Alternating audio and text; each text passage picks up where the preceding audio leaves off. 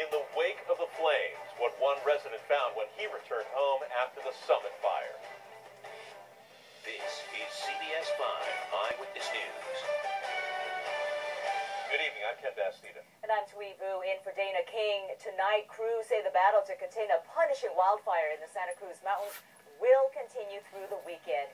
The fire is now 25% contained and has burned 3,200 acres. Flames have destroyed 17 homes. 500 more are threatened. Nearly 2,000 people are facing evacuation orders for more than 450. That order is mandatory.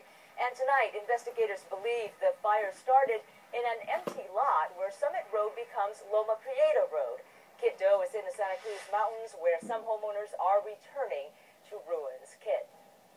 Tui, watching all that fire coverage on TV is one thing, but when you're actually here, it kind of brings it all home. To give you some idea of just how hot this fire was, here's some molten metal with a spark plug, I guess, stuck in there. It was burning pretty hot. Also, over here, this is a tractor that belongs to this particular homeowner. It was brand new. He bought it just a couple of months ago. And right over there is the homeowner's first Mercedes that he bought back in 1975. Basically, what you're looking at used to be the life of Ken Kim. So you may have to deal with the old man crying in 10 minutes. It is day 2 of the Summit fire in the Santa Cruz Mountains. Wow. Yeah, this is really something. And at 66 years old, this former engineer turned winemaker knows he's lived a good life. Now, for the first time, Kenneth Kim is coming back to what's left of it. He was the first to spot the flames at sunrise Thursday and call 911. Oh, don't. I just headed this tractor for 3 months. He fled, thinking 100 yards of defensible space was enough, and grabbed only his cell phones. My mother's picture frame. Hours later, he watched on TV as the home and vineyard he built with his own 2 hands burned to the ground. And these all have a full of memory. And, oh boy, this is just unbearable.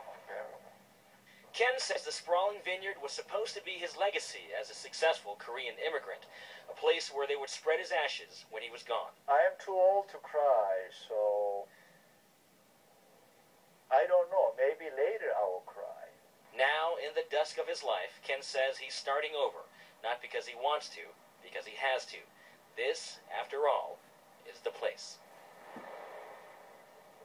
And here's another look at that picture frame. It had a watercolor rendition of Ken's mother in it, and now it is gone.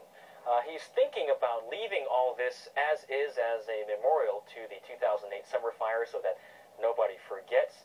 And by the way, Ken Kim did not have insurance. He says it was too expensive. Tweet. Oh, well, you have to feel for him and all the other people who have lost their homes up there in the Santa Cruz Mountains. All right, Kit Doe, thank you. Well,